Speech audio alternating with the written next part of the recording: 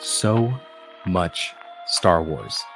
Apparently there was some D23 conference or convention or something, some Disney thing that I didn't really keep up with, but the main thing that came out of it were three things. Tales of the Jedi trailer, Mandalorian Season 3 trailer, and the final trailer for Andor. I have not watched a single one of them, but you will get my live reaction to each of those trailers in tonight's show. And me and my co-host, we're going to pick them apart, trying to figure out what is going on in these trailers, what can we expect from these shows. And in our news segment for tonight, we have a tribute that I wanted to get to 9/11, kind of where I was that day. I know everyone else has stories like that as well. And then also breaking news in the Star Wars world regarding Ezra Bridger and the actor that is going to portray him. My coffee's gone. It'll be ready in just a second.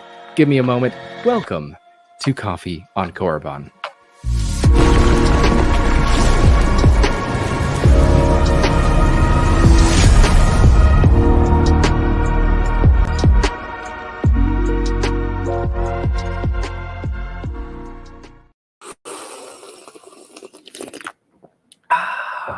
Welcome back to the show. It is good to see all of you guys in chat so far. Favorite comment from the break, and I know it was a little bit of a long break, I apologize for that, is from Israel Garcia. He just has the best comments. I gotta admit.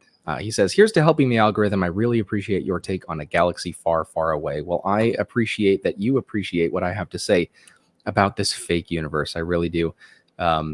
And thanks for helping out with the algorithm. That really does help, not just being in chat, but also commenting on the videos. I don't ever really beg for that stuff, but it does help. You know what also helps? Being consistent, and that's what I haven't been the last few weeks. I got sick. I caught something from my daughters, and my voice was completely gone, like to the point where I couldn't even make sounds if I wanted to. And it's just now coming back, but I couldn't have even done a broadcast if I wanted to. There's just no way around that. Let's say hello to people in chat, and then we'll bring in my co-host. The Matt Cave says, I sense something, a presence I haven't felt since. I love it. Matt Cave, here's a sip for you. Charlie, here's a sip for you. Leia Rose, here's a sip for you. Israel Garcia, there are some real possibilities for some quality Star Wars here. I completely agree. Here's a sip for you. And Jake76, how are you and your family? Long time no see. I know it's been a little while, and I apologize for that. Here's a sip for you. But we are good. We are all on the mend. My daughters are feeling good, aside from, like runny nose and cough, whatever lingering symptoms. But they're all doing good. The person to inspire. Here's a sip for you. Good to be back. Justin Scott, here's a sip for you. All right. He says, watching from the Outer Rim. That is the enthusiasm I love to see. Well, thanks for coming by tonight, all of you guys. And as I said in the intro, we got 3 trailers that I'm going to react to. I haven't seen a single one. I'm very excited. My co-host says I am in for a treat. So let's bring him in right now. I think I have a stinger. I don't know if I do. Do I? I don't think I do. Oh, it is so good. That's not where it's really good. Mr. Matt Cave, how are you doing today?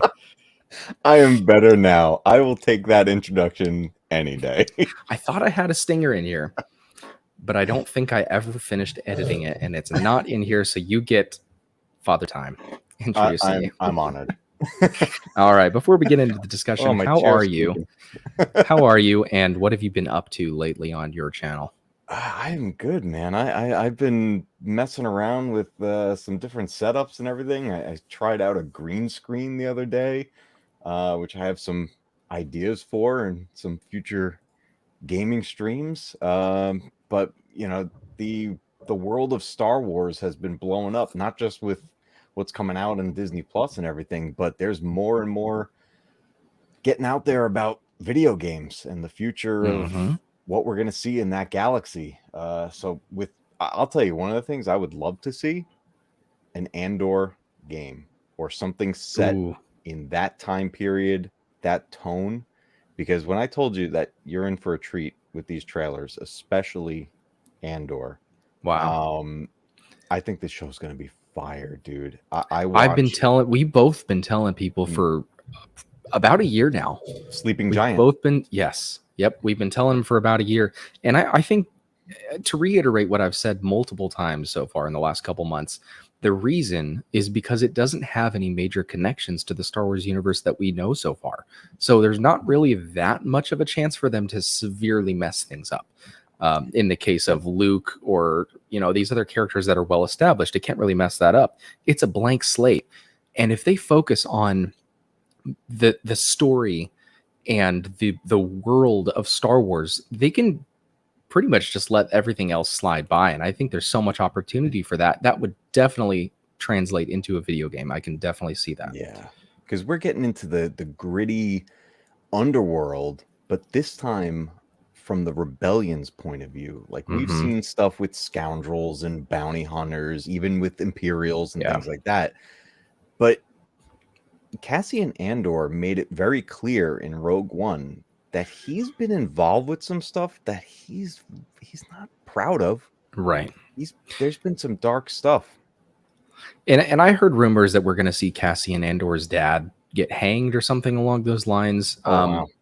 And I believe his dad is executed by the clones, by the Republic, which is a totally different side of the war that we've ever seen before. Because we got a little taste of that, I feel, in the Bad Batch when we saw the clones after Order 66, and it hurts because these are the people that we, for those of us that watched the Clone Wars growing up, we grew up with these clones. We've always known them as our friends, and to see the other side of that is really startling.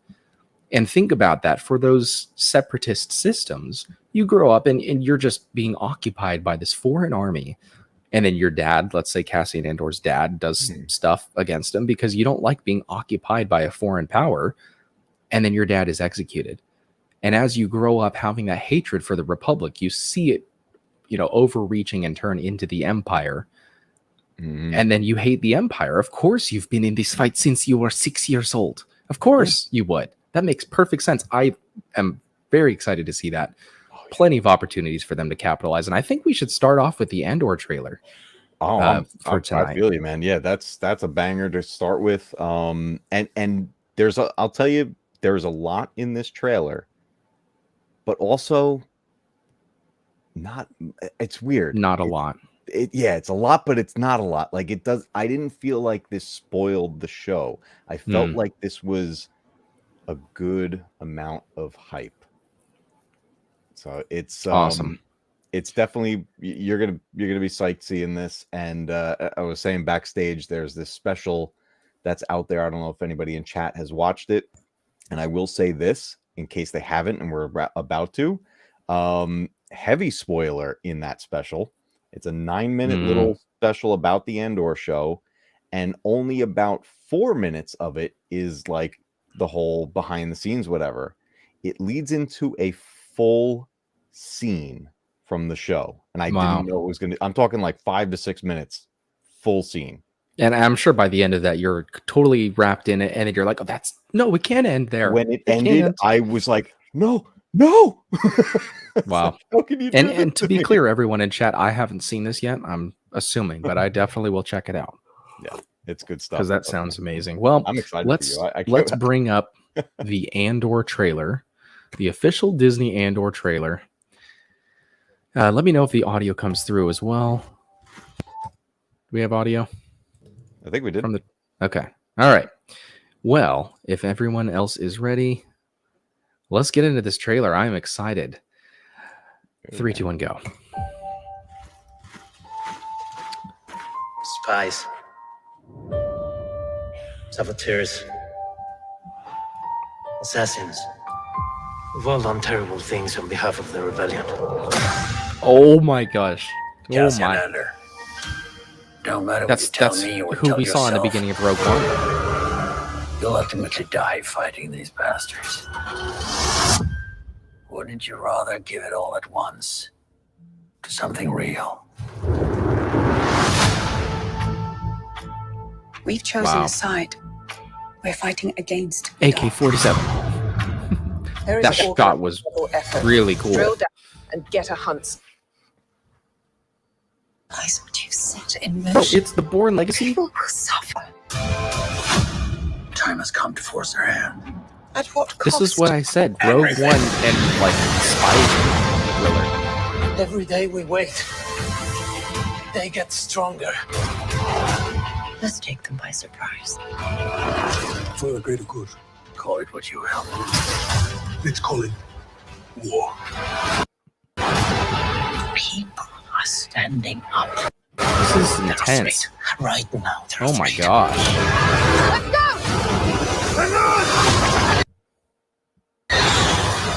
Star Wars Andor, 3-episode premiere, streaming September 21st. And we're getting 3 episodes. 3 episodes, day 1. Dude. What? Dude.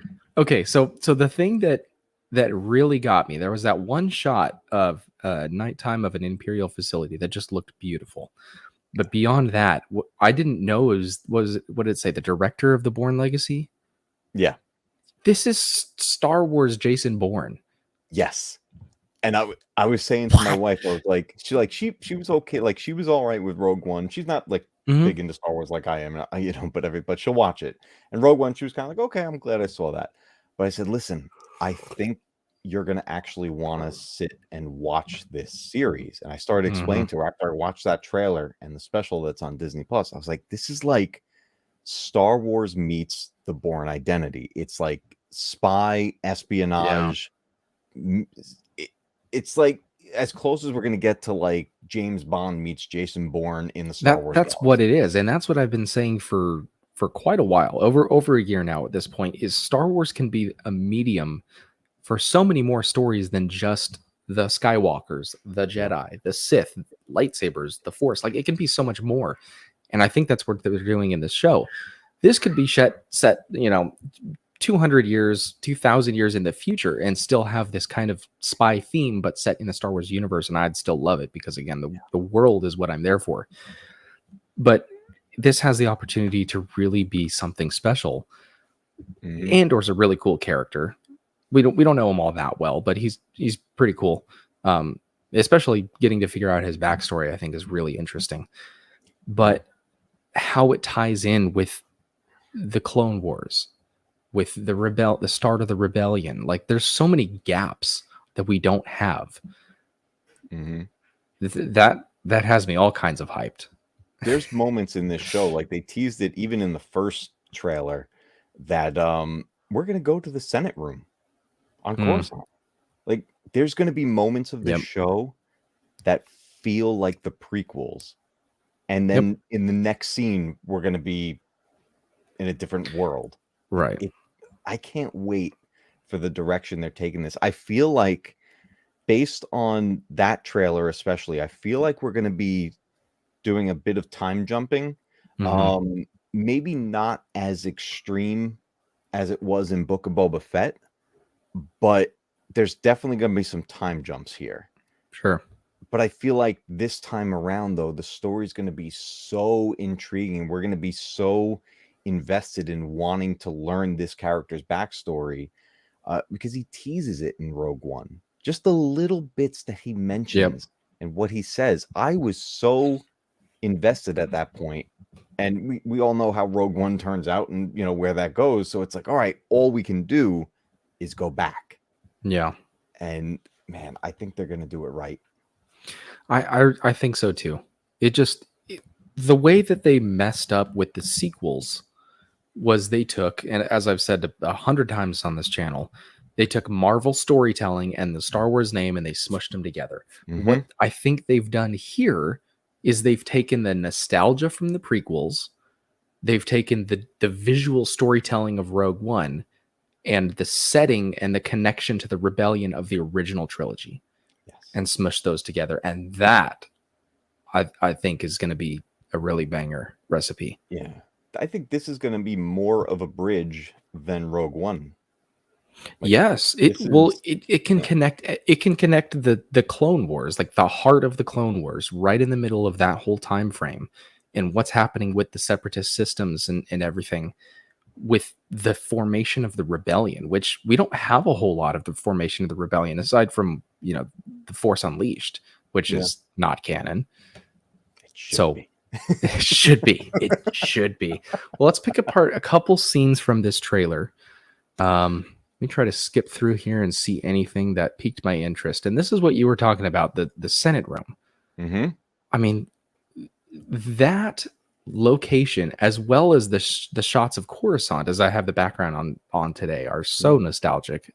I think they nailed it with the CGI of the buildings of Coruscant in these trailers. But this trailer, I think, had a flavor that emphasizes the espionage aspect of it instead of just fighting and Star Wars and lasers. Yes.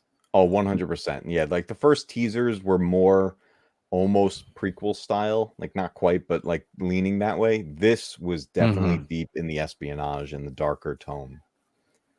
And we're going to get to see so much more of Mon Mothma's character, which, yeah, she's in the legacy novels and everything in the old expanded universe. But for most fans or most general audiences, Mon Mothma was a 2-scene character. Yeah. It's like we knew a little bit about her. We've seen her in a couple of video games here and there. She was in like Jedi Outcast, working with Kyle Katarn. And that was pretty much it for many people in the audience. So now we get to see her side of this. We even got to see her in Rebels and help out that crew, help out the Ghost crew.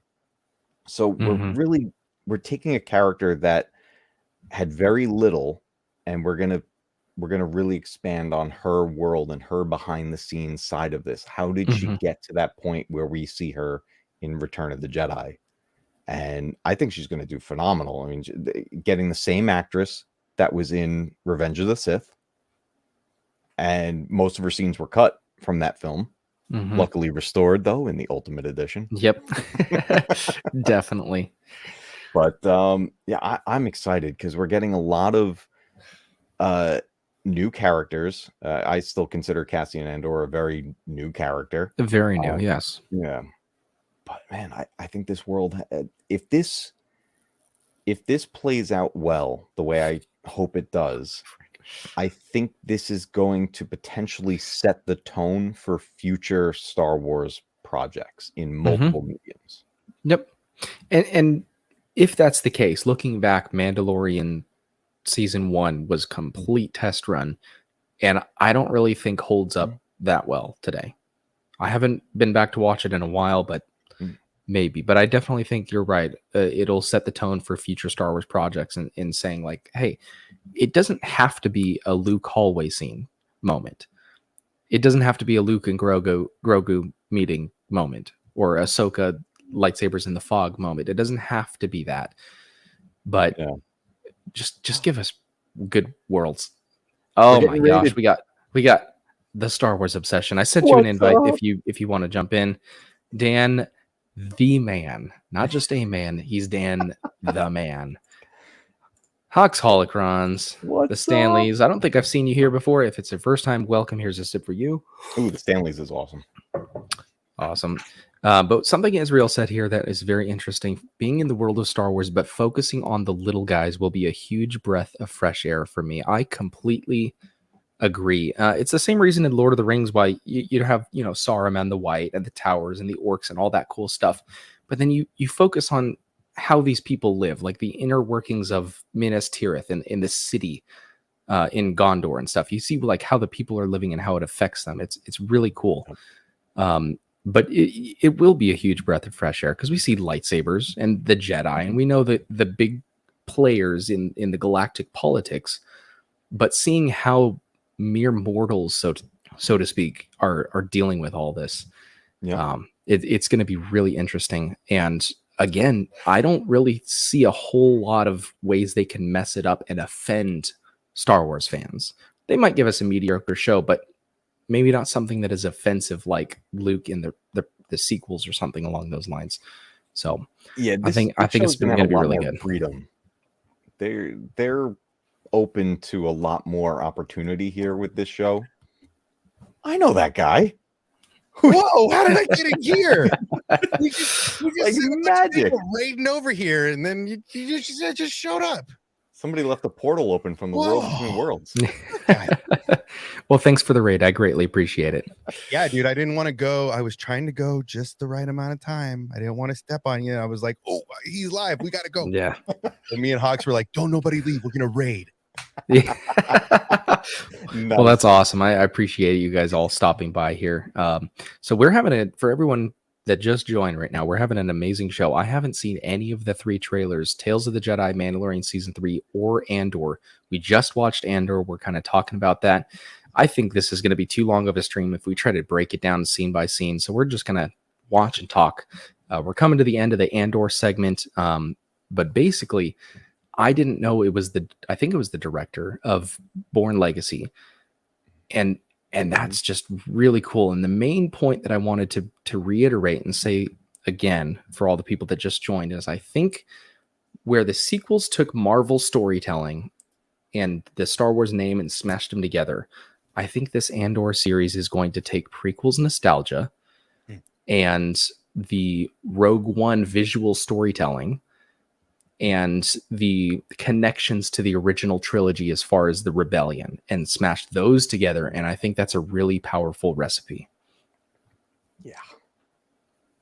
Well, I mean, we're for sure gonna get that prequel stuff. I mean, seeing the clone troopers, seeing the gunships, him having these conversations. Really, I mean, the homework everybody needs to do is really go back and watch Rogue One. There's a lot of quotes in that movie that are going to directly apply and are going to give you a better idea of who this person is, because we get to see his demise. And right, we get to see this his demise in Rogue One, but you get to see how he lived, right? And I think that's a great yin and yang to the character, right? And also, I said this at the beginning of this segment of we get to see the Republic side of the Clone Wars, but from the opposite perspective. Right. In this case, it's from what I hear. I think Cassian Andor's dad is going to get hanged or something by the clones, mind you. And so it's going to be really interesting to see essentially the people we grew up with, for those of us that watch the Clone Wars, the clones, but from the other side. Now they're the bad guys. And that really does lend credence to the line in Rogue One, I've been in this fight since I was 6 years old. Like, he views the Empire and the Clone Wars Republic as the same thing. So that's going to be really powerful to see. Oh, yeah. For him, he's been on the right side of things since he was a boy. Mm-hmm. For him, he was on a separatist world, right? Right. Mm-hmm. Yeah. Right. So for him, if you look at the grand scheme of the arc, he's been on the right side of justice the entire time. Yeah. Oh man. Yeah, Anthony, YouTube fan, says, "What's wrong with you? You haven't seen Tales of the Jedi?" Yeah, haven't seen any of them. So good. Haven't seen any of them. So we're coming to the end of the Andor segment here tonight. Everyone in the chat, give me a 1 out of 10. How excited are you for Andor? You already know from me it's a 10. Of all the Star Wars stuff coming up, Andor is the one that's exciting me the most. So you already know it's a 10. But everyone in chat, give me a 1 through 10 rating before we head on to our next segment. Well, since I'm not in chat, I'm going to say I'm at 11 because I've been at 11 for this show for like a year. Yeah. Maximus says 12. Alan says 10. It's a solid. Leia says 1. I'm sorry. It's a big show. I think we might even get some, Jedi cameos. Yeah. During the Clone Wars. 9.7 out of 10. That's a very specific rating. I love it. Yes, I love it. 9.7. Because 9.8 is a little too enthusiastic, but 9.6 doesn't really convey the depth of his happiness. Yeah, once you get to that 0.7, it's just, yeah. Yeah, 12.5. 6.5. I respect it. And we're all looking to get different things out of the Star Wars shows that are coming up. I don't really care about the Ahsoka show as much. Mandalorian Season 3, I don't really care all that much. The main thing I've always wanted to get out of Star Wars is the world building, and I think Andor is going to really deliver on that front. So, well, I think the Mando Season 3 trailer is going to bring you around. Oh, man, there's so much there, isn't there? If you want world building, get ready, my friend. Oh. Obsession, he doesn't know. Oh, He I doesn't know. I know. I don't know. Dude, the tangents that me and Hawks just went on, like the nuclear mind blowing that I just did. There, I mean, I can't wait. I mean, I want to stay up all night and cut videos. Dude, I gotta watch the rest of your replay because I was going back and forth between for you guys and in between Cobra Kai, and I was just like, oh my god, there's just so much excitement happening right now. Dude, I'm honestly tired after that stream because we started talking about the Tales of the Jedi stuff, and I cannot wait. Yeah. I'm looking forward to it. All right, so before we get into our next trailer reaction, if my computer will allow us to do that, we're going to talk about the news from the stars. From the farthest corners of the galaxy and every channel in the HoloNet, we bring you news from the stars. I love it. All right, so it has been rumored for quite a while that the actor that you like that intro? I do. I love it. It's great. The production value here is so much better. Trying. Than I am so trying. Great. I am so loving trying. it. Please continue. So the actor who was supposedly playing Ezra Bridger is that guy Masood something from Aladdin. He was rumored to be playing Ezra for quite a while. A rumor he started. I don't know how it started. All I knew is he was the guy. In the same way as Willem Dafoe is the guy to play old Joker. Everyone just assumes. He put out a tweet with a Star Wars shirt on saying, I'm getting my desert rat body physique ready for shooting or something like that with a Star Wars shirt on. So everybody started assuming that he had got the role. So he kind of threw the fair enough. Well, that's funny because what we have here in this news article from, I don't even remember. I don't know what article it's from. Mina Masood reacts after Eman Esfandi lands Ezra Bridger role in Ahsoka. Mina Masood says he never had a fair shot at landing the role, but he's glad the rumors can now stop. But he started this? He started it. So it's kind of like, just pay attention to me, but stop paying attention to me. Man. It's just funny, man. So I thought it was hilarious when that rumor started because I was like, Aladdin's gonna play the Aladdin of Star Wars. I'm like, that's incredible. A street rat in the desert.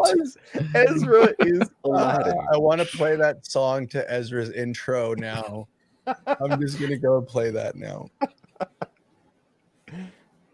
Wow. That just reminds me of the Kylo Ren. I can show you the world. I love that. I wish I had that clip in here. But this guy is great. This guy's going to be great. The new guy guy that they picked for it, his facial features are just right on with Ezra. Oh yeah, not that picture. Not so much in that picture there, but that's the only one they included in the article, and I don't remember even whose article it is. That's the look Ezra makes when he sees an Inquisitor, like, attacking.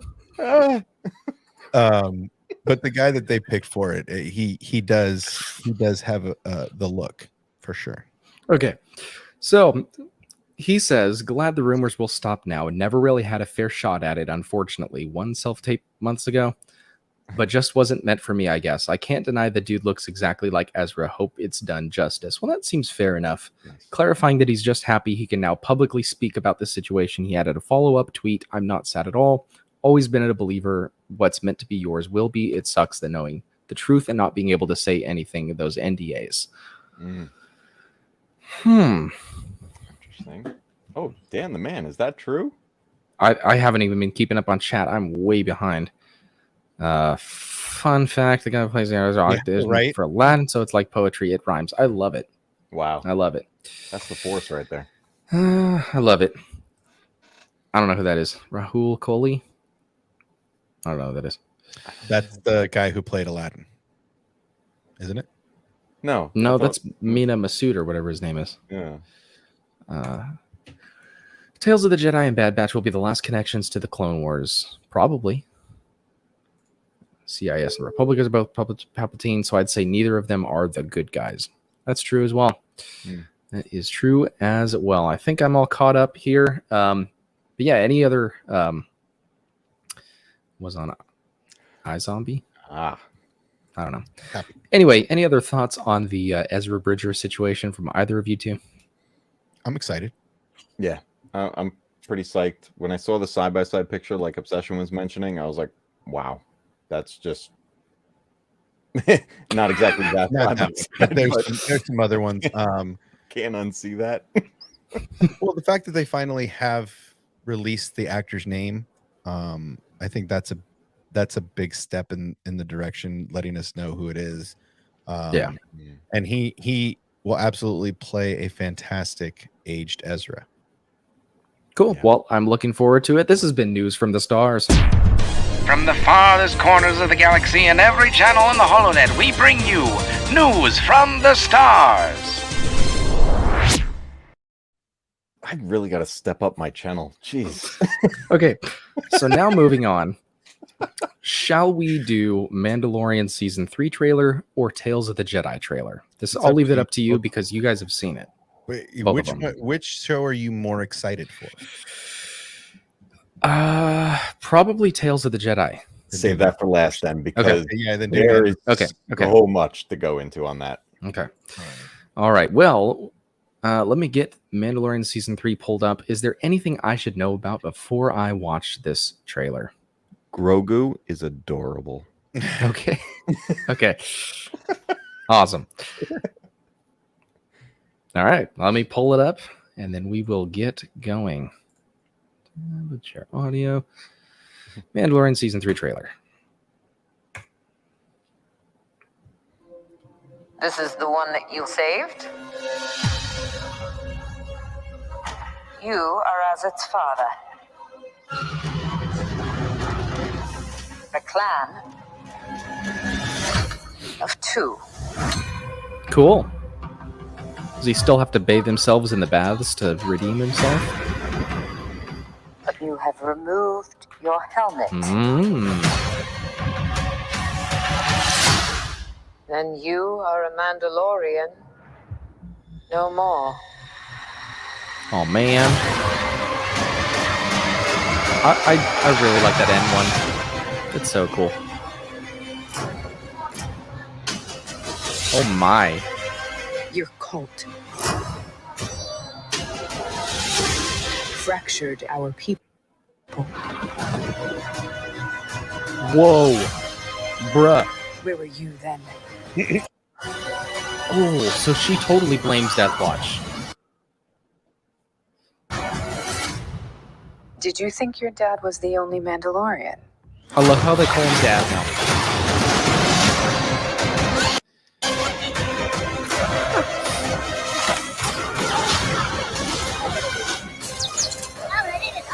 Babu Frick. All right, kid. Hang on. You ready for an adventure?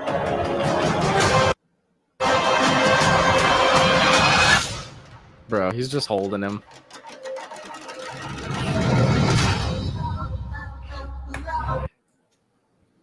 Okay. Yeah. All right. Okay. All right. Now I'm hyped. Now I'm Dude. hyped. So the shot of Mandalore, of the glass Mandalore, The city of Sandari. Mhm. yeah, the dome that's not a dome no mo. Yeah. Not quite a dome Um, anymore.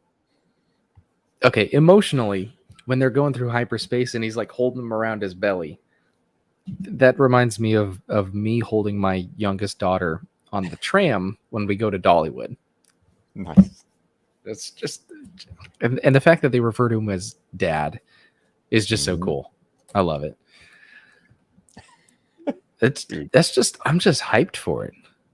We're heading to places in this show that we could only have dreamed of, man. Yeah. We're gonna be visiting worlds that if we've never seen it before, we've only seen it animated, if anything, Or in a video game. or in a video game. And Okay, so we also saw the halls of the throne room. mhm. which is really cool. That's not the throne room of Sandari. Oh, okay. What are we looking at then? I thought it was. Fill me in. No. So the halls of Sandari are, or the throne room in Sandari has a glass wall, right? It's a very open hall, and they have a glass wall on the thrones, what would be the stage left. This hall here, if you pull up to another, there's another scene of it, where him and Grogu are walking towards the throne. It's very narrow, and the banners that are hanging along are all the symbol of the owl, which is Bo-Katan's fighting group. So this appears to be what I would call it would be like the center of the owls, right? This is the throne room of the owls, so to speak. Yeah, probably the house. House created. Okay. That makes sense. So this is not the throne room in Sandari. Dan the Man says we're supposedly getting dark side versions of Grogu species as well. What if, hear me out, Salacious Crumb is a dark side Yoda Grogu species? Wow. Okay. That's fantastic. I mean, we saw a tree full of them in this trailer. Oh my god. Could we get a Grogu like Luke Dagobah cave scene? Like Grogu facing his dark side. Ooh, that would be scary. That would be the cutest, scary moment of I mean, all time. what? So one of the gremlins is going to walk out. I mean, that's basically like what Mogwai is going to walk out of the cave and cute little cuddly. All right, so here's a question I want to get you guys' take on. Do we think that Grogu is going to speak in this season? I think so. Yeah, He was, and then a follow-up, do you think that he is talking to Bo-Katan in that scene? Because she seems like holding a conversation rather than talking at him in that scene. Interesting. That's kind of what I felt in that scene. I'm curious if his dialect is going to be like Yoda's, or if I it's don't think so. going to be like Din's and everybody else that's walking around. Yeah, because accent is upbringing. Oh, it's not a genetic trait how you talk. Processing, language processing in different species. It's true. You know, it just depends on. I mean, I'm not saying that he's going to talk like Yoda. I just think it would be funny to hear a young Grogu be like, "My dad, he is. What nuggets you have?" Yeah, it would just be adorable. Just saying. Yeah. I think his voice is going to be something that I think that'll be the thing that gets nitpicked, right? Oh, yes. Yes. Because it's the same reason they hated the name Grogu. Oh yeah, people. I know people that away. Don't even use it now. Yeah, some people still call him Baby Yoda. But I felt like he was like right on the cusp of speaking when we last saw him with Luke in Book of Boba Fett. Well, and I think he's just about there. So I have a good feeling that we're going to hear him speak in this season. Well, it seems like he understands everything that's going on also, right? Yeah, that's what he's lost. It's Anthony said. Completely understands what is being said around him. People may not think that he does, but I think he understands everything going on. Oh yeah, he's aware. I mean, even that moment where he picks up the egg and he's like, "Don't do it," and he's like, "Ooh, okay." So right? so like, here's one thing. Completely sentient. Right? My daughter right now is a year and she's gone. 4 months. I was going to ask my wife. She knows these things. Emery, my younger daughter, is a year and a bit. She acts, as far as understanding and speaking, the same way as Grogu does, to where she knows the words. And if I say like, "Hey, don't put that Cheerio in your mouth," you found that on the ground. Oh yeah. Yeah, she's right there. Matt Cave, you know what I'm talking about. Oh, yeah. Obsession. Do you have kids? I don't even know. No. Okay. I don't know these things. No. Well, if you had kids, you would know. I have cats. I get it. Put that down. Oh my goodness. Oh, man. Okay, close enough. Sentient Close and enough. sentient. Yeah, there's just the same thing, just a little further. 100%. Just a couple more IQ points, right? Yeah, but my daughter does the same thing. Like the other day, oh gosh, I wish I had the picture in here. She's buckled in her little booster at the table on a chair, buckled in. I go in the other room and I come back and she's sitting on the table. The buckle is still buckled. I don't know how she got up onto the table, but she's sitting on the table just eating her waffle and eating a bag of chips that I left on the table, and her waffle and her chips sitting on the table. And I come in the room and I look at her and I'm like, "What are you doing?" And she goes, so the age that she is right now is pretty much equivalent to what Grogu is at 50 years old in this show, For his species, which is pretty cool. Yeah, no, very very little talking, but understands a lot. So, I think Grogu not speaking is also part of the trauma that he went through.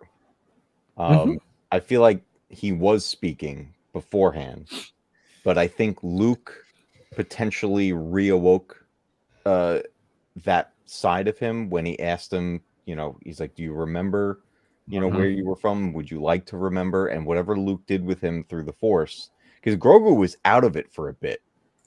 You remember he comes back when he wakes up from it. Luke's just kind of like, "Welcome back," and they're not even in the same spot. I don't know if they moved, but Grogu was out of it for some time, and Luke helping him remember, I think, is what unlocked that side of him, which is why I think Grogu is going to speak in this season. I think it's a choice. I think it's been a choice. I think it's been a choice since, maybe from Jump Street. I think it's a choice. I think it's in his own unique way, maybe a vow of silence until, until he is at a certain point or something. It's very fluid, but it almost feels like it's a choice, because you can't train as a Jedi and not be able to speak, right? And not be able to communicate. So I feel like it's a choice. Yeah, I believe he has the capacity to talk. I've felt that way for a little while through last season and Boba Fett. How well he can talk, as far as like how old equivalent, I don't know. I mean, he obviously understands and senses danger, because as soon as they walk into that fighting pit and he knows what's going to happen, he's like, "Hold on, boop, I'm out." Yeah, shit, bye. Yeah, right. Like, so he is completely sentient and completely knows what's going on. I think it's just an outright choice, and I think that the conversation he has with Ahsoka through the Force is almost like an involuntary conversation, so to speak. Like, he can't help that part of him. Yep, I agree. All right, same deal. Everyone in the chat, 1 through 10, what is your rating on how excited you are for Mandalorian Season 3? I'm going to go 7. I think there's a lot that I'm really going to like about this show, but as far as like the intrigue, it could be more. I don't know, but everyone in chat, let me know. And what do you guys think? Go ahead, Papa. I know you're okay. I mean, I'm a 10 on this, just because the Mandalorian series is the connecting facts in all of this. It's a connective tissue in this next phase of Star Wars. And so all roads, minus anything animated leads back to Clone Wars. Anything live action leads back to this, and or is tied to this in some way. So the storytelling in this is top notch, because it's bringing other things out. It's bringing other characters out, and there's so much. They have so much ready for this show that it's almost their flagship show right now. It is their flagship show. Yep. Yeah, it's got. I mean, are we gonna get Boba Fett in this? I'm assuming yeah. so. Yeah. I think he goes to Mandalore with him, if not leads the way. Yeah, because otherwise he's just floating around because he's not on Tatooine anymore. Yeah, I can't imagine him not being involved in some form. It's going to be an entire army of Mandalorians by the end of the season. For him not to be in that battle, I think does him a disservice. Yeah, that's true. That's true. Anthony says, I think Grogu is emotionally, psychologically stunted due to the trauma he's experienced since Order 66 and all that has occurred over the following 27 years before Din rescues him. Yeah, that's a good point. So he was what? 20-something? 22 during Order 66? Him and Anakin are the same age. That's right. That's right. And that goes back to the theory that I said a long time ago that I don't know if there's any truth to. But when Plagueis was messing with the Force and the Force struck back, it created a dyad between Anakin and Grogu because they're both created at the same time. Well, I feel the same way about Luke and Ezra, and Leia and Ezra. Oh yeah, because they were born at the same time. Yeah, technically Ezra was born on the day Order 66 happened, and technically Leia and Luke were the day after. But samesies. Yeah. So it's like a dyad.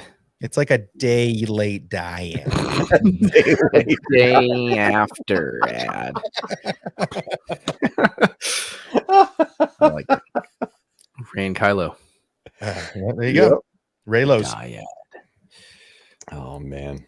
But I'm pumped. I think this show has the most viewership, the most positivity behind it. And I think that's why I give it a 10 out of 10, just because it does have the most positivity behind it. All right. So playing off of what Dan the Man, where was that comment? I don't know where that comment went. He said he looks dead in that shot. Yeah, they were saying in that screenshot right there. Yeah. Oh, the Din looks dead. You know, it's actually Grogu flying the N1 with the Force. Yeah, because Din got killed. R5 is in there, bro. All right, so that's gonna do it for. All right, so that's going to do it for The Mandalorian Season 3. And now we're going to move on to Tales of the Jedi. But before that, a little bit of a less funny tone. This is the way the news goes. The Republic will be reorganized into the first galactic empire. All right, so 21 years ago, I believe it was, on September 11th, there was the terror attacks. I was, 6 years old? 5 years old? What, just the stinger? It's you were 6. Oh, yeah. I'm a baby. How was that work? I was at my second job. That's weird. So I'll share my experience from that day, and then you guys can share yours as well. So I think I remember seeing it on the news. I was very young. Went to, I think, kindergarten, first grade, whatever one I was in. And I built 2 towers out of blocks and flew a plane into them. And my teacher was like, let's not do that. I was like, I don't know. Wow. I just saw it on the TV. I don't know what's going on. So that's my 9/11, and then obviously it really affected the country. Wow, you should clip the shit out of that. I did not see that coming. Wow, But you know, who wants to lick the batter? Man. So that's my 9/11 story, and I wish I remembered it more because it was such an impactful moment for the country, and I know how people talked about it, and I know I could even at 5 years old or whatever, I could get the feeling from everyone else on how it affected everyone and what it meant to everyone, and I wish I was a little older to have been able to experience that and to empathize with the adults at that time a little bit more. But that was my experience. I built the 2 towers in my classroom and knocked them over. That's hilarious. Well, it's kids, a kid at the time. A kid's not understanding what's going on with that. I mean, it was a crazy time. I live in New York. This is, this is right next door. And I was working a job at a photo lab at a Genevieve's, and I was developing film. What are photo labs and what photo lab film? and film, kids, is how we used to get pictures. You didn't just have it on your phone. Somebody had to put your paper through a chemical that smelled awful so that you could see your family events again. That's hilarious, dude. But I digress. I digress. I was working that morning, and they had shut down the city. They shut down Manhattan at that point. There was at a point. Some people, though, got back to Long Island before they closed up everything. And some of these people showed up at my photo lab with film they just shot of what was going on, to a point where, and I'll never forget this, this guy came in with multiple rolls of film, and he had one of those crazy cameras that you basically just you let it go and it just keeps firing. Yeah. What I developed was the second plane, basically a flip book, and it's just like right through the pictures. And this guy got out of the city before everything was shut down. But I couldn't believe it. He was telling me what it was like being over there, and like I'm on Long Island, so it's it's basically my backyard. And the other thing that happened that day was a friend of mine who was going to NYU at the time was staying, was living in the housing, in the dorms out there. And everything was crazy. There was no phone service going through. People can get through on cellular. Everything was nuts.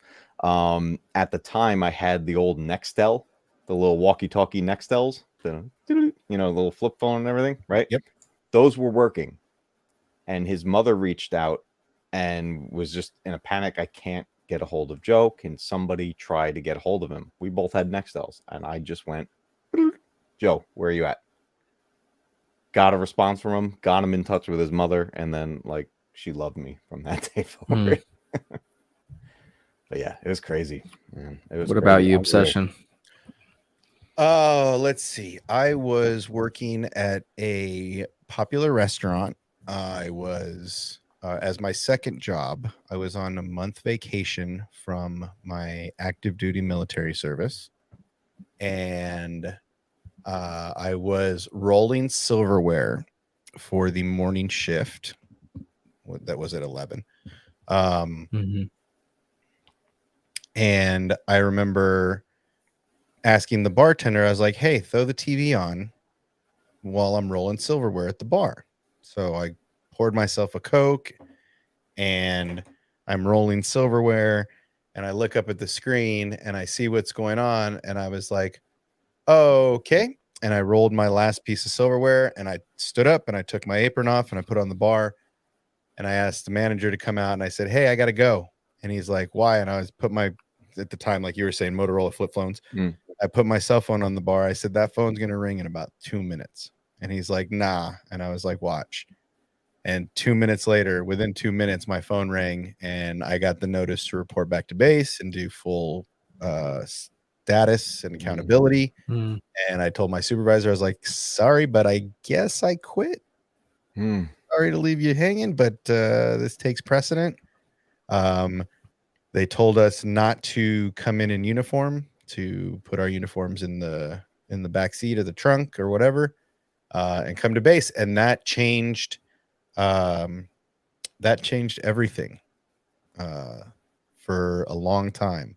I spent many nights after that because they augmented some of us to do security forces, and so I got the short straw. Actually, people just didn't like me, so they wanted me gone. And they voluntold me that I was going to go and be a security forces person for a couple months. So I spent the next 3 months after September 11th as a cop. and had to go qualify 9mm, and I got to sit in a Humvee with my fingers on the trigger of a 50 cal, which was pretty cool. And I got to spend 12 hours patrolling perimeter and gate guard and all kinds of fun, awful cop stuff. So yeah, it was crazy. It was a crazy time. That's all I can say. Yeah. Yeah, and just to reiterate again, I wish I was older to have experienced that, because I feel like I was just young enough. Like maybe if I was 7, 8, or 9, I would have been able to kind of soak in what the status of the country was at the time. One thing I do remember was the grown-ups talking about the next attack, because it was at that point kind of a given. Everyone just assumed that there was going to be the next attack the next week or the next month, and everyone was just anticipating that, which ultimately never came. And then the war and everything that followed that. But I do remember the certainty that grown-ups had always had up to that point was like, no one knows what's going on. I remember that feeling. Well, and I wish I was a little older to soak that in. The only equivalent, the only equivalent that anybody could actually have felt in our short span would be the people that lived through Pearl Harbor, the people that lived at the time of Pearl Harbor. Those are the only two times that you can actually say, this happened, and it was an attack on our sovereignty, but it changed the way, and people say this all the time. Thank you, sir. Is that, I wish people could feel the way they did on the 12th of September all the time, because on the 12th of September, it was, what can I do to help you? Right. Mm-hmm. It wasn't, and I don't say this lightly, but it wasn't, you're black, you're white, you're Mexican, you're poor, you're rich, you're this, you're that. It was, you're American. Right. And it was a very interesting feeling, that there was so much unity at a time. Even back then, it was always red versus blue, just like Star Wars. But at that moment, those days after were very, there was a very underlining tone of cooperation as an American, right, and not as a Hollywood elitist or a hillbilly from Kentucky or a Mexican from Texas. It was everybody was unified, and it sucks to say, but everybody was unified under one hateful banner, right? We no longer hated each other for that brief moment. We hated somebody else, right? And that unified us, and that's an unfortunate way to look at life, but that's something that happened, and I wish more people could feel that way all the time. And I was listening to a tribute by, a podcaster that I listen to regularly earlier today, and he was mentioning that it put into perspective that our disagreements that we have here between California and Tennessee, between Texas and New York, are nothing compared to America and Al Qaeda, America and anyone else that are on complete ends of the spectrum, and that we have a lot more in common than we really think. And yes, go ahead. Unfortunately, this country has a very short memory, right? I would agree with that. And unfortunately, we forget that the people next to us are our brothers and sisters in this country, and we forget that we are called the United States. It's not, the colonies of places. We are united in that, in our common goals. Yep. And it's unfortunate that, just like Star Wars, little things make big fissures in our cohesiveness, let's call it. Well, one of which, and I was going to finish this segment talking about this, a prominent politician, I won't say who, but this person may or may not be female and may or may not be in line for the highest seat in the land, was asked a question about Stewart. what is the greater threat to America, the terrorists on 9/11 or the MAGA Republicans today? And the answer was very startling. And I don't really get into politics too much on this channel. I'm extremely conservative. You'd be pretty hard pressed to find someone more conservative than myself. I'll just say I vote based on my duty to my family. I vote for the person that is going to allow me to protect and provide for my family better. That's how I vote. Sure, as you should. Yes, of course. And so being labeled as worse or equivalent to the people that crashed the planes into the World Trade Center is a little off-putting. True. So true. But on the other side of that coin, can you see the history of republics, let's say Rome, Greece, all the great, and I say it, empires, because the American empire is an empire. It is, of course. Yes, you're absolutely right. It's not an empire in the traditional sense, but it is an empire over the ages, and it will be viewed as that over the ages. But can you see how? Are you watching Game of Thrones at all? No. Okay. There's a quote in the new House of the Dragons, and it's basically at the beginning of the show. They say the only thing that could tear down the House of the Dragon is fighting within the House of the Dragon. Yep. That is very much true for us. So although I disagree with the analogy, much like the hate for Gina Carano came from bad wording, right, and people's perspective on what she said, this is the same thing for me. I do not agree with the analogy, but I do agree with the message. And the message being that the only way this country, this great land where we are free to do as we see fit in our own home, the most dangerous thing to our republic is infighting within. Of course. And looking at the other side of the road and saying, that is my enemy. Yep. And for me, being a veteran, and for me being a patriot since birth, the thing that bothers me the most is seeing t-shirts that say, I'd rather be Russian than a Democrat. Of course, I completely agree with you on that. And that is what she's talking about, sir. She's not talking about you. She's not talking about Matt. She's not talking about me. Sure. She's talking about the people that say those kind of things and mean them, because that is not the American way. Sure. Right. And that, and I'll just say they're not specifically her in that interview, although that startled me. That's the one example I picked out. That's the message that's out there, but they're not talking about you. It's just like when in that instance, no, but I'm talking about other.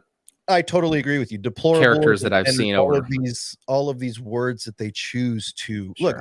To other people, I'm a snowflake, right? That's what they label me as, right?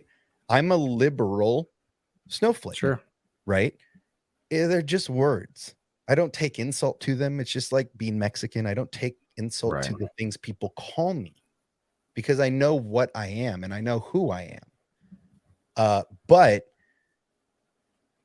just like all people, labels are dangerous.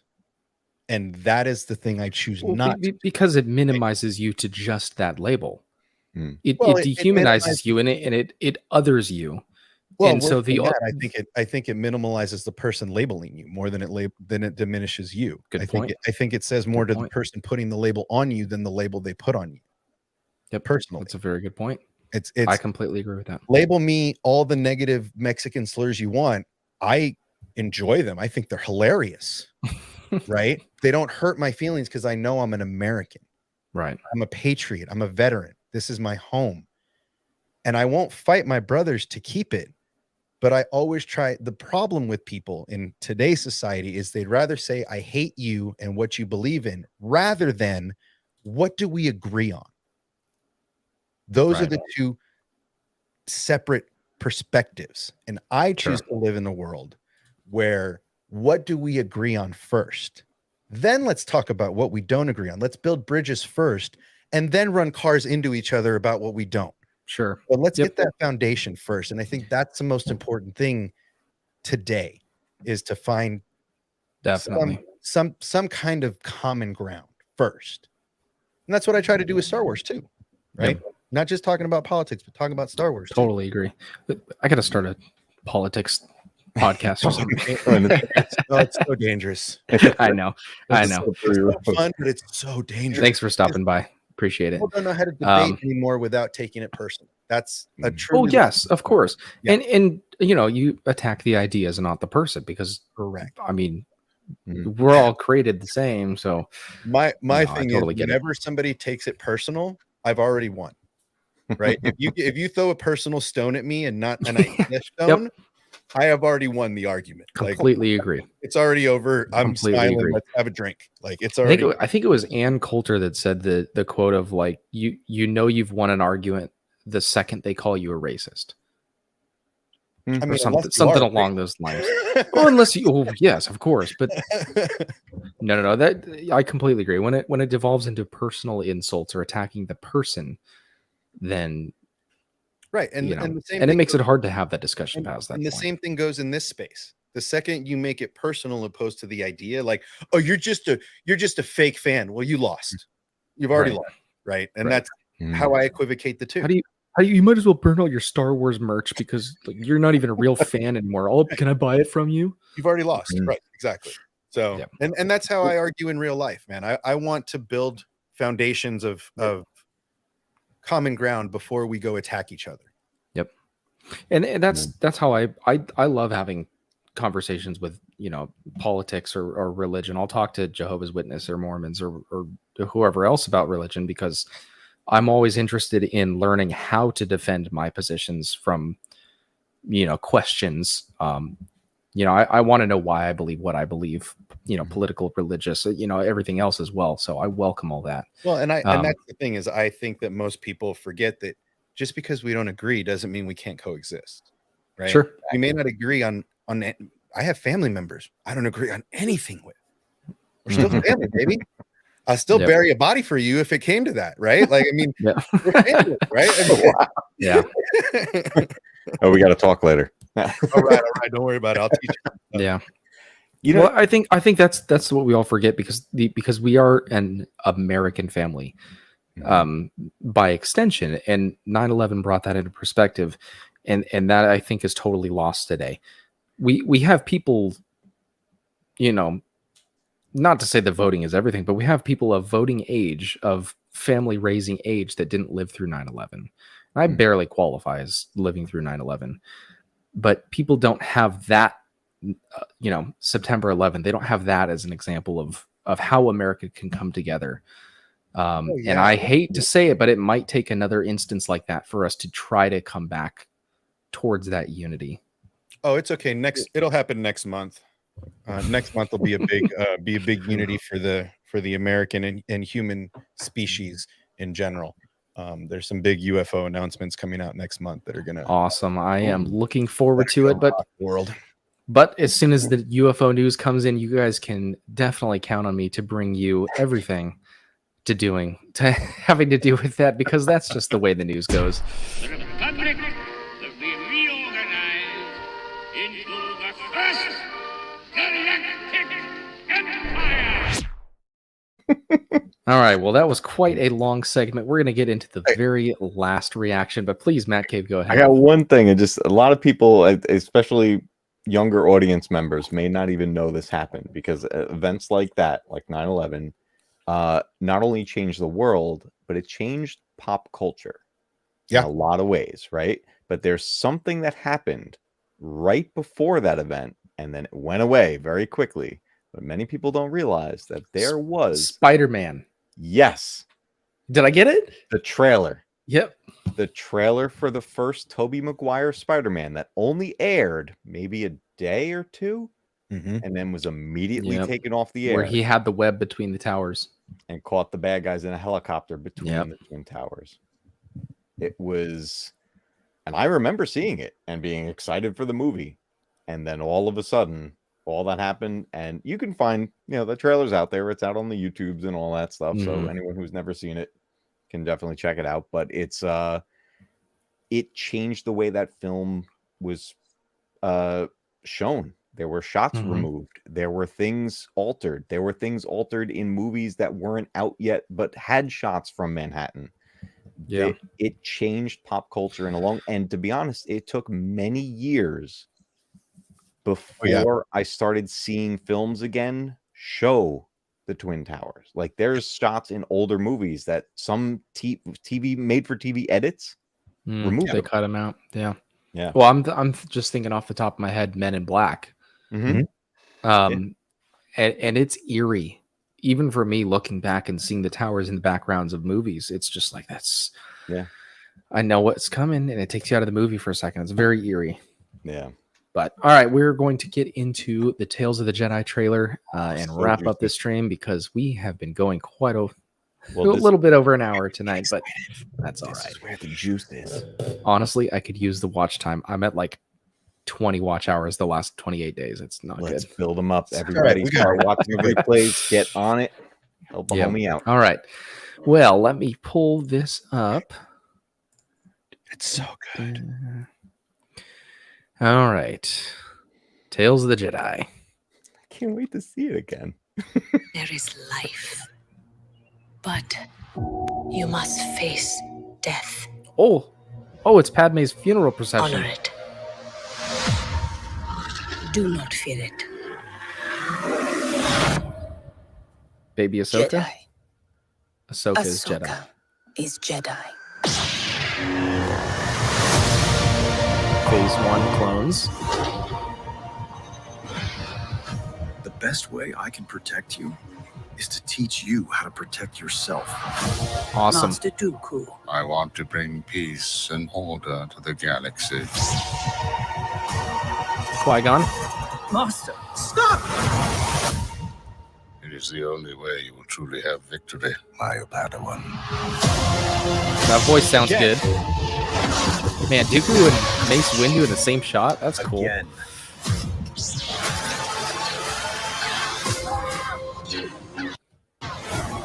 Dooku, stand down.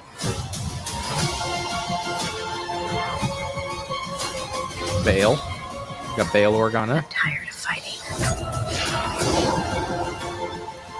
I've been warning them about the coming darkness. Let's hope all that Oh, man. training pays off. Gadel. Battle. And who might you be?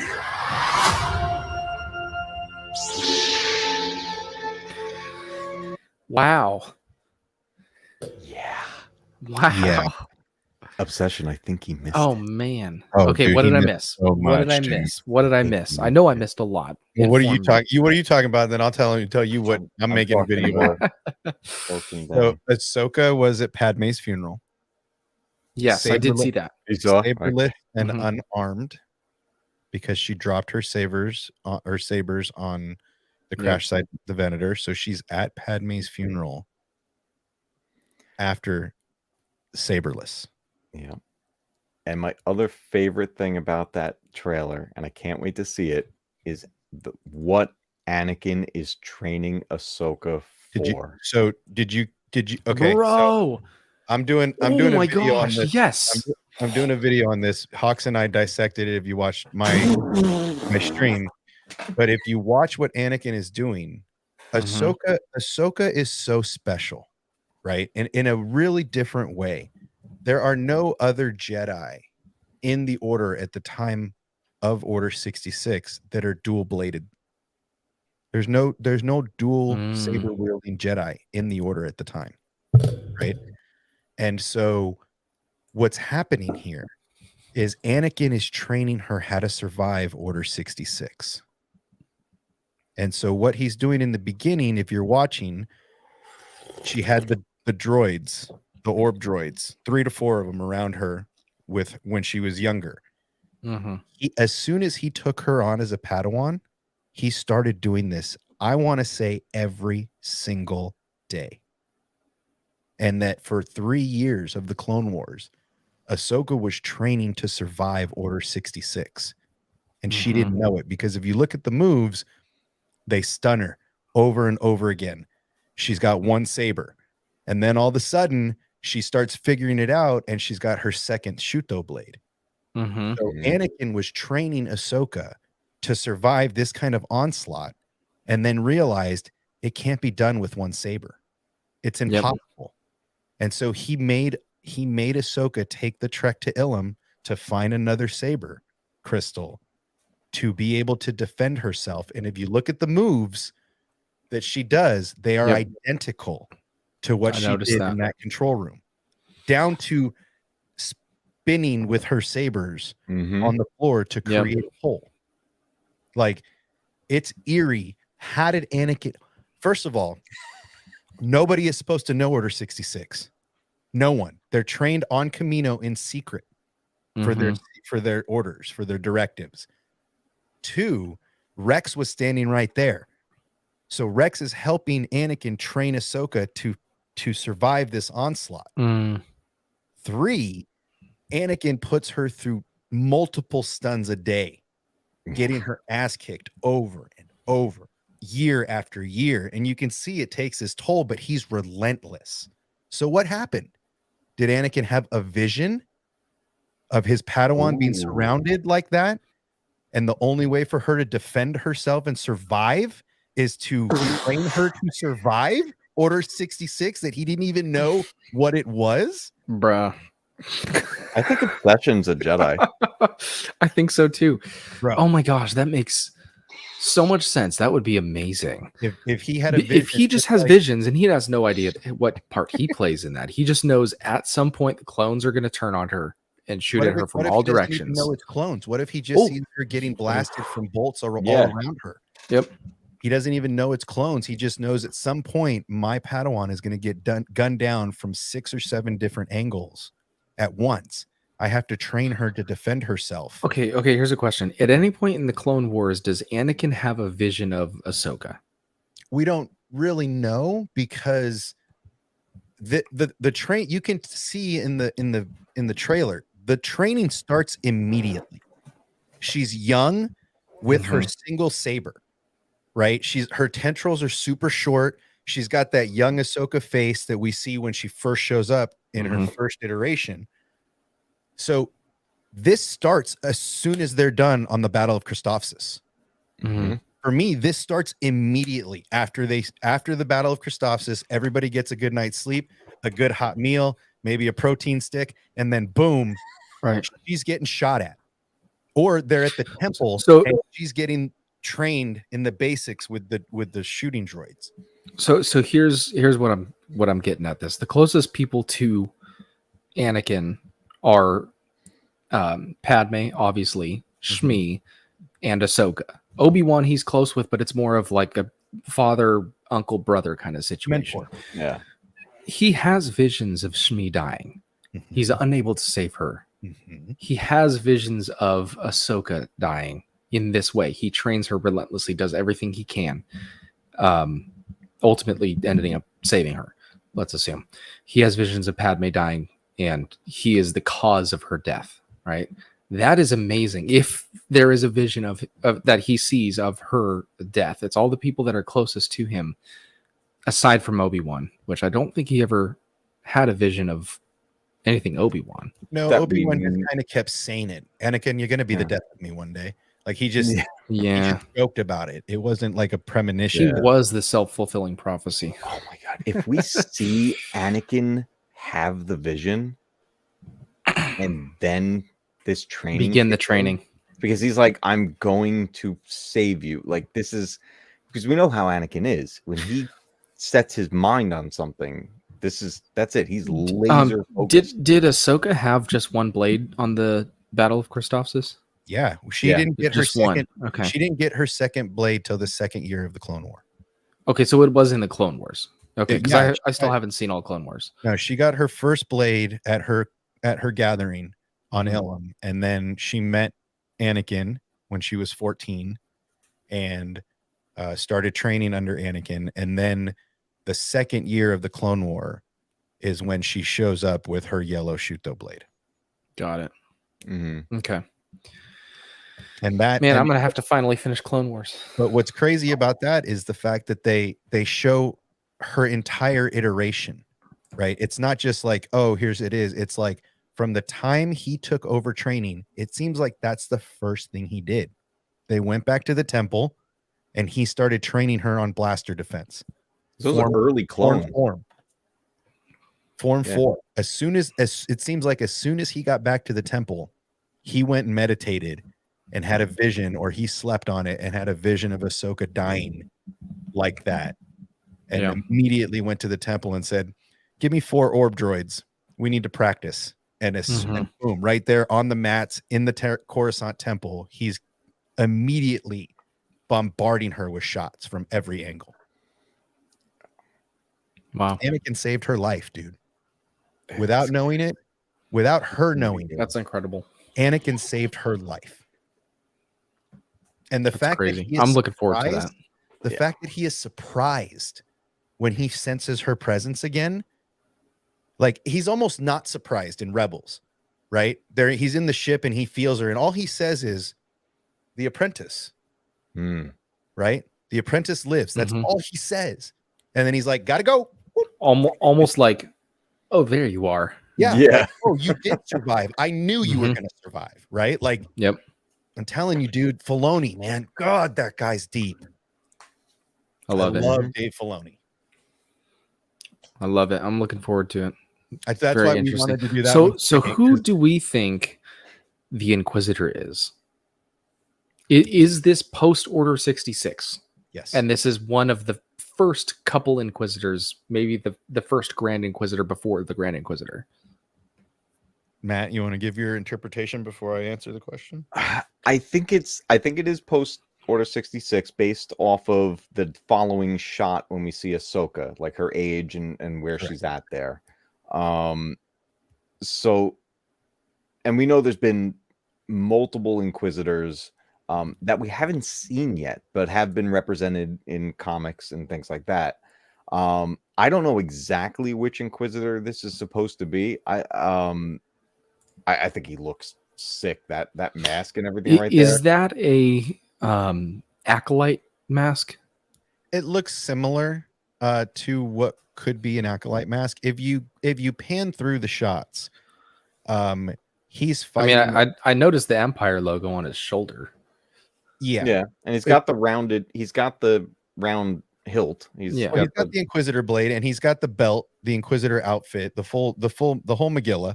But if you pan through the scenes, you see him swinging his saber, and Ahsoka is just dodging without igniting a saber. She doesn't have her sabers. For what I think is going on, Dave Filoni wanted to honor the E.K. Johnson novel, and he couldn't. He's not writing a story for the Ahsoka show to honor that novel. We're not going to get any scenes from the Ahsoka novel during the Ahsoka show. So I think to do justice to E.K. Johnson's story, I think he's doing Ahsoka's Tale of the Jedi is about her becoming part of the Order, them finding her, and then Anakin training her relentlessly the way he does. But in this scene, this is the moment.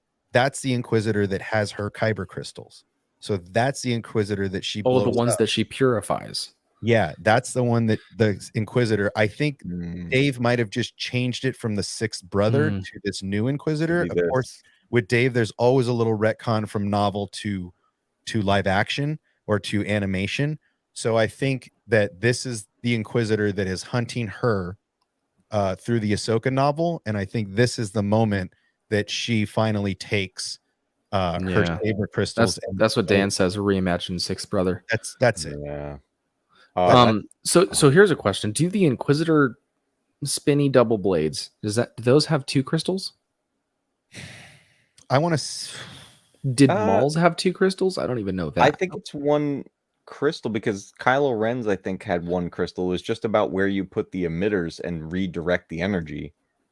But you know what? They have to have 2 crystals because they come apart. Yes, they do have. They have to have 2 crystals. Oh, actually, you're right. Yeah, the double blades. Yeah, so Mauls does have 2 crystals because they comes apart, and the Inquisitors do because we see Reva's come apart in this 2 blades. So well, bro, if we see her purifying her crystals in this show, we are going to. That's what this scene is right here. There's a moment when Ahsoka has to fight the Inquisitor, and she knows she doesn't have sabers. She doesn't need them, and this is where you're going to get. There are other ways to fight. It's not going to be this moment that people think it is. People think it's like the fan fiction Ahsoka, where she meditates on them like Anakin and purifies them through deep, hard meditation. That's not it. With these crystals, I'm still in the belief that Dave's going to do me an honor and do my story proper, but I believe that the crystals that the Inquisitor has that she purifies instantly are her original Kyber crystals. That Vader took her sabers back to the Inquisitorius, and there was a tournament or some kind of death match for those crystals because he knew, he didn't just want to burn them. So Vader only got 1 saber from the Venator crash site, right? That we see in the novel. There's 2. She buries them together. We only see her drop 1. I'm just putting it on the plate that she doesn't just leave 1 of them. She leaves them both. She may not have dropped them in the same place, but she drops them both for sure. Yeah, because she can't keep them. She couldn't keep it. She's trying to erase her old life. If anybody sees that saber, she's game over. Yeah. And as far as we know, she lays low until she meets the Martez sisters, right? She lays low. Oh, no. Never mind. She lays low until this moment. I'm all mixed up. Never mind. This moment you have on the screen is the moment where this is her Kanan Jarrus moment. Kid, I'm about to let everybody know the secret. Right? This is her favorite moment. Yeah, no, right? I gotta go back and watch Rebels. I gotta go back. I love that. I gotta watch everything. It's so hard with a little one too. It's so hard to put that on while they're wanting to watch Thomas the Tank. Yeah. That's what my nephew used to love to watch. So we watched a lot of Thomas the Tank. Yeah. She hasn't started asking to watch my Vader show yet. Or Bob the Builder. Yes, he can. Oh, yeah, I went through the Bob the Builder. No, we're still on Paw Patrol right now. I'm neck deep in Paw Patrol. I'm pretty sure I stepped on Ryder a little while ago. But yeah, this Tales of the Jedi, not only that, but I think let's get into somebody else's. The Dooku story is, I think, going to be the fall of Dooku to the dark side, and the reason why he left the Order and went dark. Right. And I'll be interested in seeing how that varies from Dooku Jedi Lost, because I love that book. Did Dooku kill Yaddle in Dooku Jedi Lost? No, not to my knowledge. I think he kills Yaddle, and that's you see them fighting. You see him fighting, and then you see a Jedi. And this is the new canon version of how Yaddle dies. Yes, and they're going to give us Yaddle dying in physical form. It's not going to be an adaptation or a thought anymore. It's going to be a 100% thing. She hasn't been protecting Grogu. Dooku killed her before he left the Order, before he created the clones, and that's the final. For me, that's what I think was the first nail in his coffin going to the dark side, was killing him. No, okay, so what about the line from Ki-Adi-Mundi? He is a political idealist, not a murderer. I think he lied because he's standing at the funeral. Covering it up. He's covering it up. Yeah. And you know what? The dark side, it clouds. So he says that Ki-Adi-Mundi says that after Padme's attempted assassination, which Dooku is already on the Separatist side.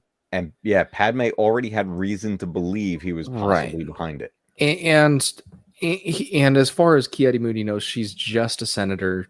Don't concern yourself with these things. Don't worry about it. We're the Jedi. We'll take care of it. Okay, that makes sense. I'm cool on that front. And that Dooku killed Yaddle and made it look like an accident, or made it look like they were, something odd happened, or the dark side, Sure.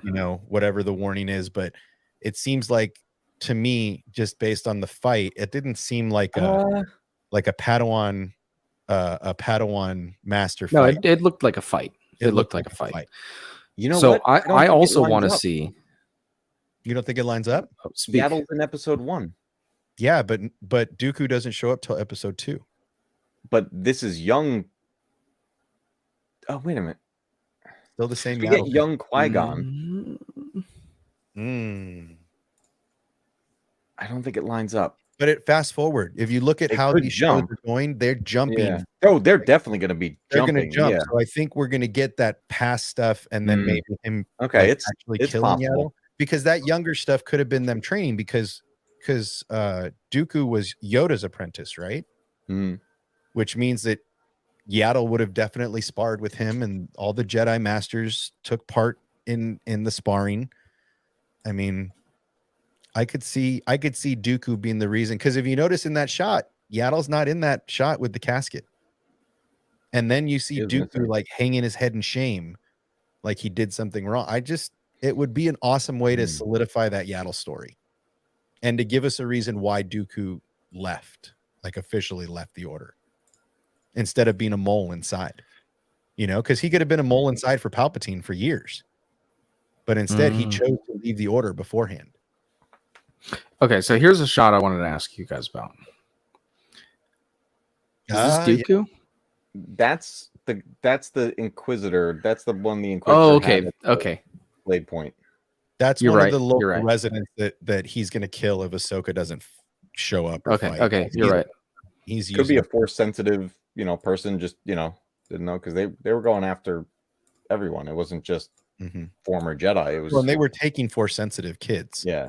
To make them Inquisitors. So that's what happens in the Ahsoka novel. The sixth brother comes for a force sensitive kid. Yeah. I'm looking for the Yaddle fight real quick. She does some cool Form 4 spinning moves that are just sick, dude. She does this one on the floor where she like holds her saber up and spins in 360. It's like, whoa, cool footwork, dude. Yep.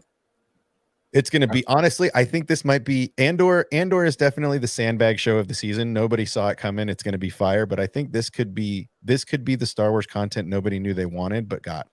Yeah. Nobody knew. Especially being in the style of Clone Wars. Dude.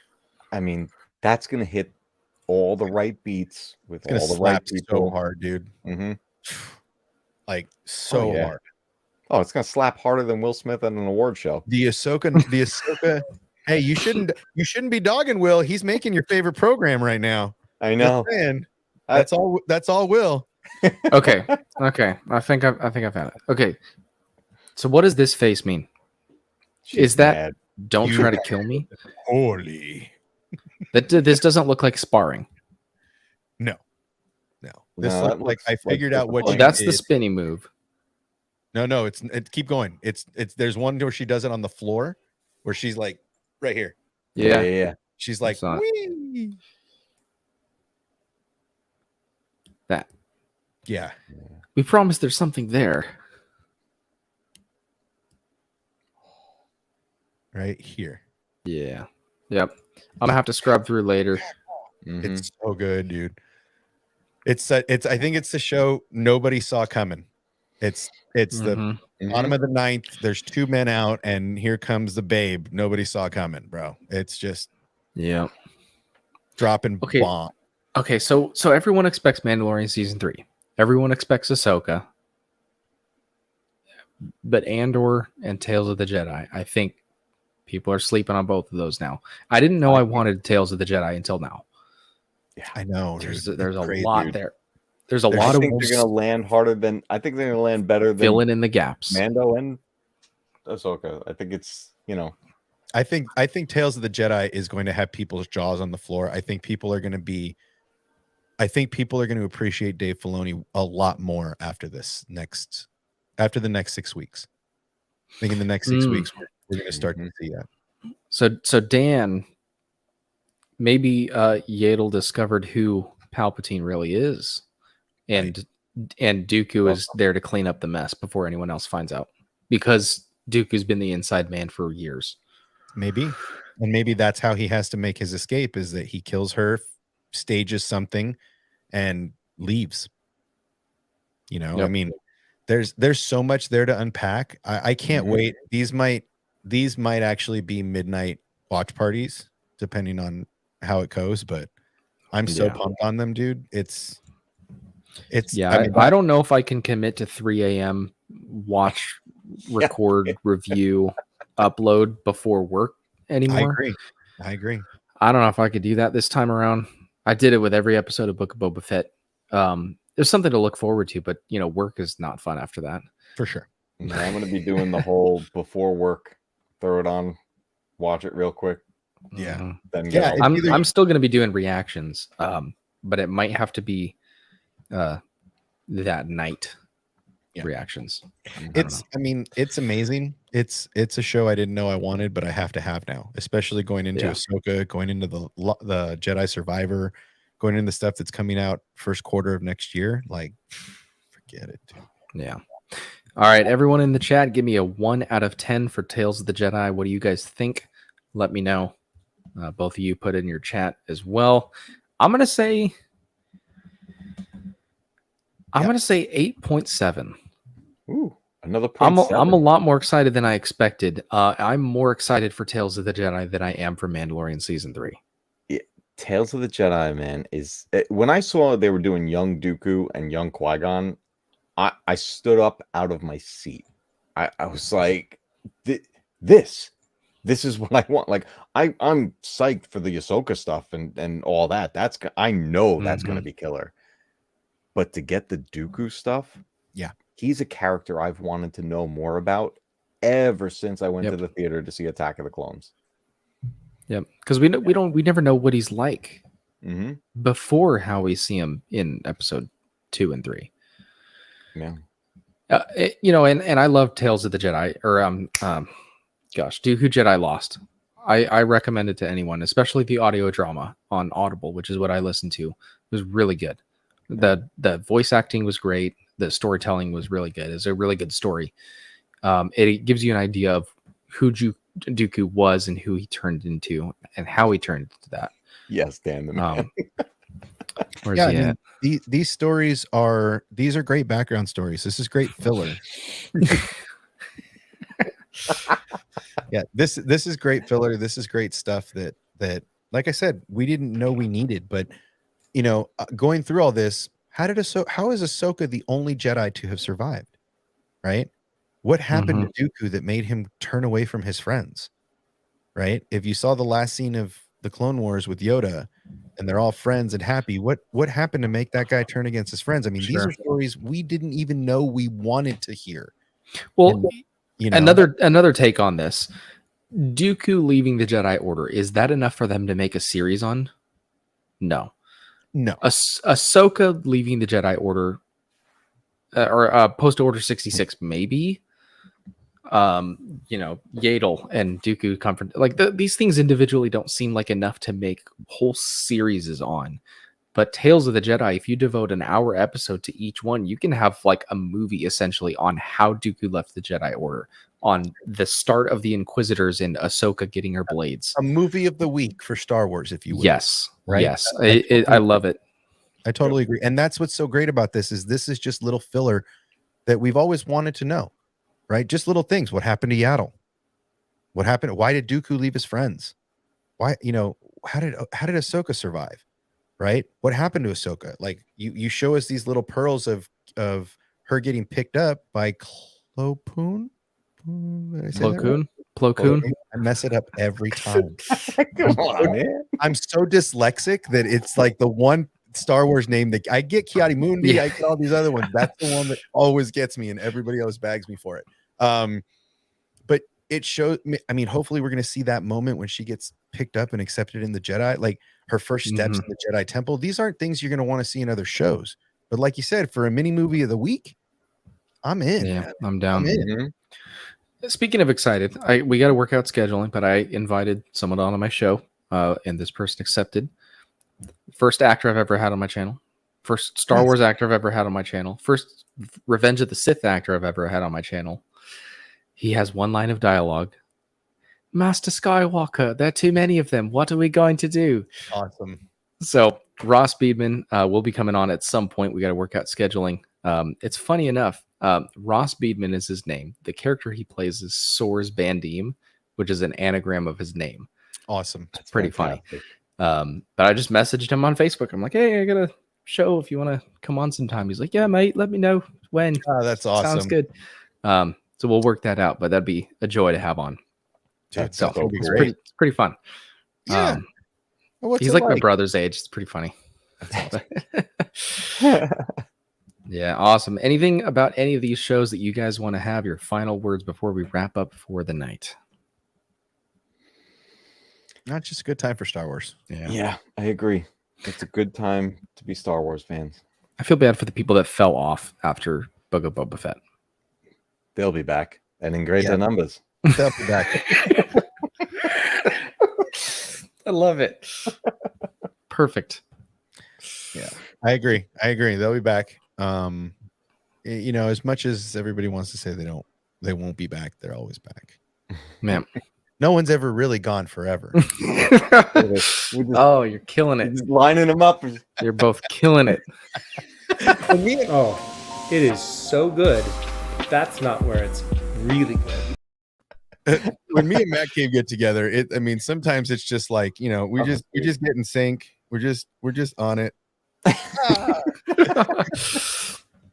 Awesome. Well, you guys are both just such a joy to have on. It's nice talking about this stuff with you because, you know, people have said before, like, I'm such a positive guy in the Star Wars community. I don't want to be just positive for the sake of being positive. I want to be critical and I want to know why I like things or dislike things, but I'd much rather put effort into enjoying something than tearing it apart. And I have no problem voicing my displeasure at whatever, you know, style decisions that they make in whatever these shows, you know, fancy spin move at the end of Book of Boba Fett. But I enjoy this. And if I'm tearing it apart and not liking it, what am I doing? What is the whole point of this channel and even being a Star Wars fan? So I do verge more into the side of being positive, but it's not just to be positive. I feel like you guys are the same way. We enjoy this. We all love it, but we just want to have fun. That's the thing. It's having fun with it. And if you enjoy it and express that and everything. Don't hold it back or hide it because it's unpopular or whatever it may be. Look, I have watched some real stinkers out there of movies and things that people are like, why would you waste your time with that? I mean, I'm the guy that will sit down for a Sci-Fi Channel marathon of all the Sharknadoes and Shark Clips and all that stuff. I come out of that smiling, and other people are like, you're wasting your life. Yeah. Yeah, it's also a choice, right? I mean, yes, it is easy to nitpick and tear anything apart. It's easy clicks, it's easy watch time, but I try to watch this stuff like I was when I was 10. I try to not view, because when I was 10, I wasn't looking at the things that make me angry or the woke choices or whatever people complain about these days. I see it, I just don't care. It just doesn't, I don't let it sink in. I let it bounce off me or let it roll off me, whatever. And so for me, it's a choice to choose to talk about the positive and to let the negative stuff be the stuff we talk about in the backstage or on the VCs or in private, and not to perpetuate a negative cycle. And that's it. It's a choice. And I choose to, if I'm a shill, that makes me a shill. I wish they would pay me for my shilldom. But they Shillionaire. don't. So I still want to make a shirt with a shillionaire. mustache that says Shillionaire. I still want to make that. Do it, but I'm until they pay me, I'm not really a shill. I'm just a fan, and I'm a positive fan. So I hope. Speaking of shirts, did you hear that I got kicked off of TeePublic? For what? I don't know. Oh my god. Violating term. Okay, so you know my logo. Yeah. It's the coffee cup with the mustache and the little steam on the top. That's it. Right. And I'll say this real quick before we wrap it up for the night. That's my logo. I paid my brother. Well, I didn't pay him. I said You said you paid him, but I just yeah, exactly. Yeah, we got you. So it's my image, right? Right. No words on the design. I had the store, the pillow, the cup, the whatever, the shirts, the design, the hat, all the stuff, whatever TeePublic offers, and all it is just the coffee cup and the mustache and the thing. It was up for about a week. Matt Cave bought a shirt, and then I got the notification, you violated our terms of service. Your store has been deleted. You're no longer welcome on our platform. What? Matt Cave got his shirt. Oh, I have it. So there's a one of one. Yeah, dude, put that in a frame. I really should mail it to me. I'll sign it and send it back. I really like. I mean, just real quick, I really like Printful. Everything that I've had, they've never given me any grief. It's been a great platform, and they're easy. And there's. I mean, TeePublic was nice until I got kicked off. I've never heard that before ever. I mean, maybe because maybe because my store name was Coffee on Korriban, and maybe Korriban is copyrighted, but my account name has the Star Wars obsession. Star Wars is like the number one IP in the world. They can't. I really don't know, because the shirts didn't have any words on it. It was just the logo, which I own. I don't know. So that was a little funny story to share with you guys before we wrap it up. But that is going to be it. Oh, yep, there it is. There it is. I don't see how. Come on, I violated their terms. I don't know. Oh my god, I'm so offended. I'm so offended. So offended. I mean, can you believe what they did? Bringing a shirt with a coffee cup and a mustache. Sons of bitches. Jesus. Surprise.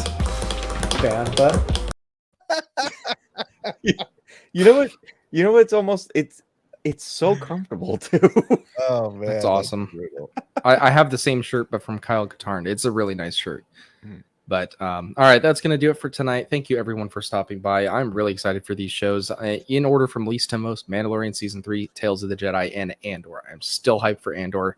Really looking forward to it. You guys, you're gonna get the coverage here, talking about it, all the breakdowns. Both of you guys are very welcome to come on and talk about it whenever. You guys are always welcome. So thank you guys for coming tonight. Everyone here, if you've been here from the very beginning of the stream, I really appreciate your time. May the stash be with you, and I will see you wherever I happen to see you in the galaxy.